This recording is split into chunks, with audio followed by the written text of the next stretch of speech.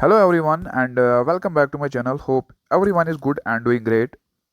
तो जैसे कि आप सबको पता होगा कि हमने एक इम्पॉर्टेंट सीरीज स्टार्ट की है regarding the junior assistant exam, ठीक है, of high court Jammu Kashmir, ठीक है। तो इसके रिगार्डिंग एक इम्पॉर्टेंट पोर्शन है जो कि है जॉब रिलेटेड अवेयरनेस। तो ये जो पोर्शन है इसके रिलेटेड हमने एक इम्पॉर्टेंट सीरीज स्टार्ट की है जिसमें हम बहुत सारे ऐसे टर्म्स इस्तेमाल करेंगे, जिसमें हम ऐसे बहुत सारे टर्म्स पढ़ेंगे जो कि एग्जाम पर्सपेक्टिव से काफ़ी इंपॉर्टेंट रहेंगे। ओके, तो आप लोगों को बता के ले चलूँ कि मैंने इसके रिगार्डिंग ऑलरेडी एक वीडियो अपलोड किया है जो कि पार्ट फर्स्ट है इस सीरीज़ का। तो वो मैंने ऑलरेडी अपलोड किया है। अगर आपने उस वीडियो को अभी तक नहीं देखा है, you can check my channel. वहाँ पे प्ले लिस्ट में जाके आप उस वीडियो को देख सकते हो और यू कैन सी कि हमने कितने टर्म्स उसमें डिस्कस की है। और जो ये टर्म्स हम डिस्कस करने वाले हैं इन वीडियोस में वो डेली बेसिस पे या कोर्ट्स में इस्तेमाल की जाती है, जो कि आपके एग्जाम के लिए बहुत ज़्यादा इंपॉर्टेंट रहेंगे। इसमें बहुत सारे क्वेश्चन देखने को मिलेंगे क्योंकि 10 मार्क्स का ये पोर्शन है। तो ऑब्वियसली इसमें 10 नहीं, या जो टर्म्स है इसमें 5-6 टर्म्स देखने को मिलेंगे जो कि एग्जाम पॉइंट में काफ़ी आपको हेल्प करेगी, ठीक है। या उसके बाद उसमें इंडियन जुडिशरी भी पढ़ना है तो उसके जितने भी एमसीक्यूज बनेंगे तो उनको भी सारे डिस्कस करेंगे। पहले हम जितने भी टर्म्स बनते हैं, जितने भी टर्म्स यहाँ पे देखने को मिलती है कोर्ट्स में, ठीक है, यहाँ जितने भी हमने अभी तक पढ़े हैं, जितने भी हमने देखे हैं, उन सारे को हम इंशाल्लाह कवर अप करेंगे। तो चलिए शुरू करते हैं वीडियो।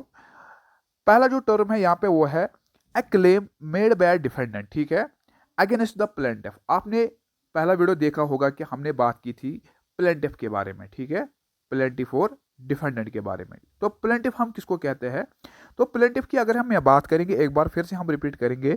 जो प्लेंटिफ होता है, प्लेंटिफ वो एक ऐसा पर्सन होता है, मान के चलो कि यहाँ पे कोई एक पर्सन है, ठीक है, ये है दूसरा पर्सन।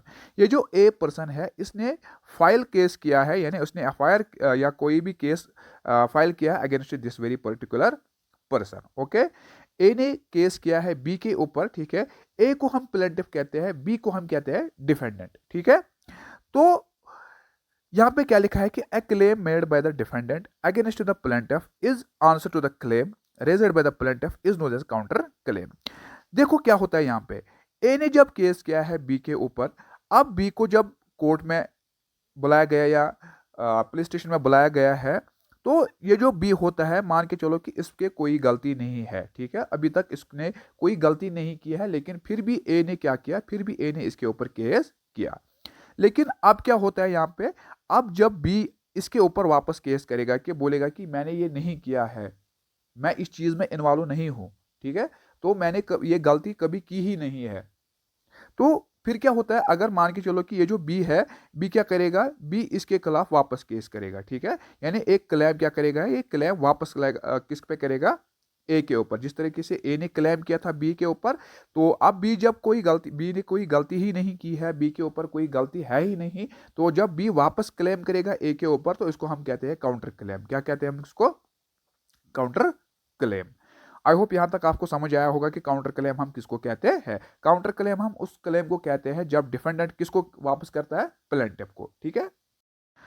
तो नेक्स्ट टर्म है the postponement of case hearing to a later date is called adjournment. मान के चलो कि इसका मतलब क्या है, ठीक है, मान के चलो कि कोई ए पर्सन है, इसका केस चल रहा है किस में, कोर्ट में, ठीक है। तो जिस दिन हेयरिंग होने वाली है, आपने बहुत मूवीज में देखा होगा, बहुत सारे मूवीज या वेब सीरीज जब आप देखते हो कि जब वहाँ पे कोर्ट प्रोसीडिंग्स होती है तो वहाँ पे इस टर्म का बखूबी इस्तेमाल किया जाता है। बहुत बार इस चीज़ का, यानी इस टर्म का इस्तेमाल किया होगा किसका, एडजर्नमेंट का, ठीक है। ये जो टर्म एडजर्नमेंट है इसका बहुत बार मूवीज में इस्तेमाल किया गया है। तो क्या मतलब होता है कि पोस्टपोनमेंट ऑफ केस हेयरिंग। मान के चलो कि एक जो है इसका केस चल रहा है किसी कोर्ट में, ठीक है, ये जो कोर्ट है, ठीक है, यहाँ पे इसकी हेयरिंग चल रही है। तो फिर क्या होता है, जब ये पर्सन वहां पे आया या कोई मतलब ऐसी एक्टिविटी वहां पे हुई जिसके कारण क्या होता है, कोर्ट को जो हेयरिंग का डेट होता है वो उसको पोस्टपोनमेंट करते हैं। वो बहुत बार आपने देखा होगा, बहुत बार आपने सुना होगा कि वहां पे क्या कहते हैं कि the court has been adjourn till the next date. Okay, तो क्या किया जाता है, इस मतलब इस हेयरिंग को पोस्टपोन किया जाता है। जब किसी भी हेयरिंग को पोस्टपोन किया जाएगा तो उस टर्म को कोर्ट टर्म्स में क्या कहते हैं, उसको कहते हैं adjournment. Okay, a person who files an appeal applies to a higher court. तो यहाँ पे क्या बताया गया है कि a person who files an appeal, कोई एक पर्सन, ठीक है, जो कि अपनी अपील को क्या करता है, अपनी अपील को फाइल करता है कहाँ पे, टू ए हायर कोर्ट, कहाँ पे, to a higher court for a reconsideration of the decision made by lower court, ठीक है। तो किसके लिए, मान के चलो कि कोई ए पर्सन है, ठीक है, इसका केस चल रहा था लोअर कोर्ट में, कहाँ पे, लोअर कोर्ट में। तो जब इसका केस लोअर कोर्ट में चल रहा था तो इसको क्या लगता है कि जो भी डिसीजन वहां पे मिली है लोअर कोर्ट की ओर से, उसे लगता है कि this decision is not suitable for him, ठीक है। जो ये पर्सन है इसके लिए डिसीजन क्या है, सूटेबल नहीं है, इसको लगता है कि मेरे साथ ये डिसीजन बिल्कुल सही नहीं है। तो इस चीज़ को देखने के लिए, इस चीज़ को परखने के लिए ये क्या करता है, ये अपनी जो ये अपील है इसको फाइल करता है कहाँ पे, हायर कोर्ट में, किसके लिए, रिकंसिडरेशन के लिए। तो इस पर्सन को हम क्या कहेंगे, इस पर्सन को हम क्या कहेंगे, इसको हम कहेंगे अपीलेंट। क्या कहेंगे हम इसको, अपीलेंट, ठीक है। अपीलेंट ऐसा पर्सन होता है, ऐसे शख्स को हम कहते हैं जो कि अपनी अपील को फाइल करता है कहाँ पे, हायर कोर्ट में, किसके लिए, रिकंसिडरेशन के लिए, for the decision made by lower court. Okay, so next point is arrears, ठीक है। तो next point is arrears. Arrears हम किसको कहते हैं, देखो एरियर्स क्या होता है। एरियर्स की अगर हम यहाँ पे बात करेंगे, एरियर्स क्या होता है, तो यू कैन सी के, wait a second, you can see कि एरियर्स का मतलब क्या होता है। एरियर्स का मतलब होता है कि delayed cases might be in the system. मान के चलो कि कोई कोर्ट है, ठीक है, यहाँ पे कई तरह के केसेस है, ठीक है, यहाँ पे एक तरह का केस है, ये दूसरी तरह का केस है, ये तीसरी तरह का केस है, मतलब मान के चलो बहुत सारे केसेस यहाँ पे है, ठीक है। तो क्या होता है यहाँ पे कि delayed cases might be in the system for longer than normal time. ये जो यहाँ पे केसेस चल रहे हैं, ठीक है, क्या होता है, इनका जो टाइम दिया जाता है कि इस टाइम तक इनको, इनकी जो हेयरिंग है वो दी जाएगी, इनका जो डिसीजन आएगा, ठीक है, वो दिया जाएगा किसी एक पर्टिकुलर टाइम पीरियड पे। लेकिन यहाँ पे इनको डिलेड किया जाता है, इनको क्या किया जाता है, इनको पोस्टपोन किया जाता है।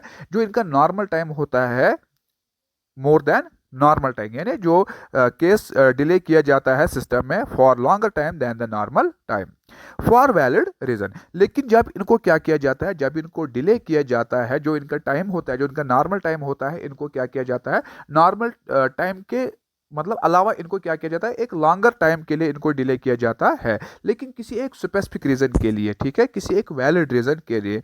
तो इन केसेस को हम क्या कहते हैं, those cases that shows unwanted delay, यानी ऐसे केसेस को जो क्या हमें दिखाएंगे, अनवांटेड डिले, जो हमें इस तरीके के केसेस जितने भी हमें देखने को मिलेंगे जो कि हमें दिखाएंगे कि अनवांटेड डिले, उनको हम कहते हैं एरियर्स। क्या कहते हैं उनका हम, एरियर्स, ठीक है।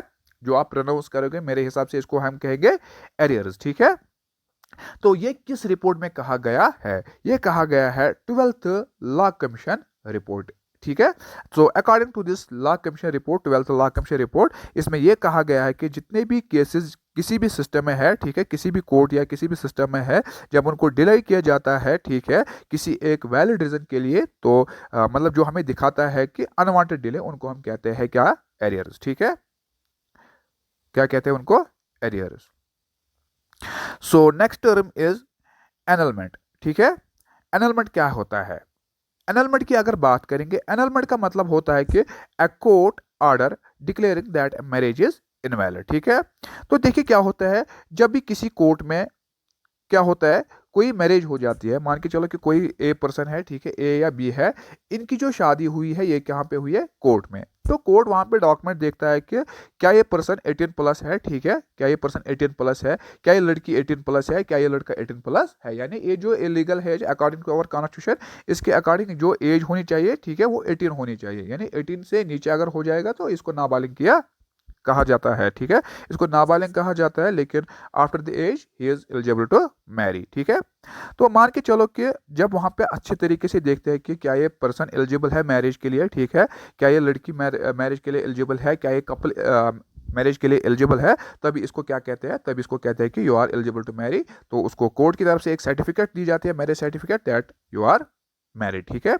लेकिन एनलमेंट हम किसको कहते हैं, कोर्ट की तरफ से एक ऐसे आर्डर को हम एनलमेंट कहते हैं जो कि डिक्लेयर करता है कि that this marriage is invalid. मान के चलो कि ये जो ए पर्सन है, ए बी पर्सन है, ये क्या कर रहे हैं, ये शादी कर रहे हैं किसी कोर्ट में। तो जब कोर्ट ने इनको देखा, जब इसकी सर्टिफिकेट चेक हुई, जब इनके डॉक्यूमेंट्स वहाँ पे वेरीफाई किए जाते हैं, तो उनके अकॉर्डिंग जो ये जब इनको देखा जाता है तो उनको क्या कहते हैं, उनको एक जो कपल है उनके लिए एक आर्डर पास किया जाता है। उनको बोलते हैं कि यू आर क्या, आप क्या है, you are not eligible for this marriage. That means अगर आप एलिजिबल क्या है, आप एलिजिबल नहीं है इस मैरिज के लिए, तो एक ऑर्डर इनके लिए इशू किया जाता है जिसको हम कहते हैं एनलमेंट। तो एनलमेंट का मतलब क्या होता है कि a court order declaring that a marriage is invalid. तो मान के चलो कि ये जो ए या बी है, ठीक है, इनकी जो मैरिज है वो इनवैलिड है। किसके लिए, उसके पीछे क्या कारण होगा, क्या यही कारण होगा कि ये जो कपल है, ठीक है, क्या होगा, ये अंडर 18 हो गया, ठीक है, यानी नाबालिग हो सकते हैं, या कोई और तरीका हो सकता है, कोई और रीज़न हो सकता है, कोई और वजह हो सकता है जिसकी वजह से इसको क्या किया जाता है, इस मैरिज को क्या किया जाता है, इसको कहते हैं इनवैलिड। जब कोर्ट की तरफ से ऐसे ऑर्डर आते हैं कि दिस मैरिज इज इनवैलिड, तो उस ऑर्डर को हम क्या कहते हैं, एनलमेंट। ओके, तो next point that is arrest, ठीक है। आप सबने ये देखा होगा, बहुत बार सुना भी होगा। तो when a person is taken into custody, जब किसी पर्सन को क्या किया जाता है, कस्टडी में लिया जाता है by police officer and charged victim a crime. मान के चलो कि कोई पर्सन है, ठीक है, ए पर्सन है या बी पर्सन है, ये जो पर्सन है, ठीक है, ये जो पर्सन है, इन्होंने कोई क्या किया, तो इन्होंने कोई क्राइम किया है, या चोरी की है, या किसी को मर्डर किया है, या किसी को कुछ और किया है, ठीक है। तो इनको क्या किया जाता है, फिर इनको कस्टडी में लिया जाता है पुलिस की ओर से, और इन पे चार्ज लगा होता है किस चीज़ का, क्राइम का। तो जब इनको पुलिस कस्टडी में लिया जाता है तो इसको हम कहते हैं, इसको अरेस्ट किया गया है, ठीक है। Next point is that is assignment list. Assignment list क्या होता है, a printed list of cases to be presented to the court for hearing, ठीक है। यानी असाइनमेंट लिस्ट का मतलब होता है कि एक प्रिंटेड लिस्ट केसेस का, ठीक है, मान के चलो ये कोई लिस्ट है, ठीक है, यहाँ पे प्रिंटेड लिस्ट होता है किनका, केसेस का, ठीक है। To be presented to the court, ये इसको पेश किया जाता है, किसमें, इसको प्रेजेंट किया जाता है, कहाँ पे, कोर्ट में, किसके लिए, हेयरिंग के लिए, ठीक है। तो इसको हम कहते हैं असाइनमेंट लिस्ट। तो last point that is adjudication, ठीक है। एडजुडिकेशन क्या होता है, ए डिसीजन और सेंटेंस इम्पोज्ड बाय जज, ठीक है। जब जज की ओर से कोई डिसीजन इम्पोज की जाती है या कोई सेंटेंस इम्पोज किया जाता है, उसको क्या कहते हैं, एडजुडिकेशन, ठीक है। एडजुडिकेशन हम किसको कहते हैं, एडजुडिकेशन हम उस चीज़ को कहते हैं, उस सेंटेंस को कहते हैं, उस डिसीजन को कहते हैं जो कि इम्पोज किया जाता है एक जज की ओर से। So that was all about today's video. Hope you like this video. अगर आप लोगों को वीडियो पसंद आया, वीडियो को लाइक कीजिए और अपने फ्रेंड्स के साथ शेयर कीजिए। मिलते हैं इंशाल्लाह पार्ट 3 में, तब तक के लिए अल्लाह हाफिज़।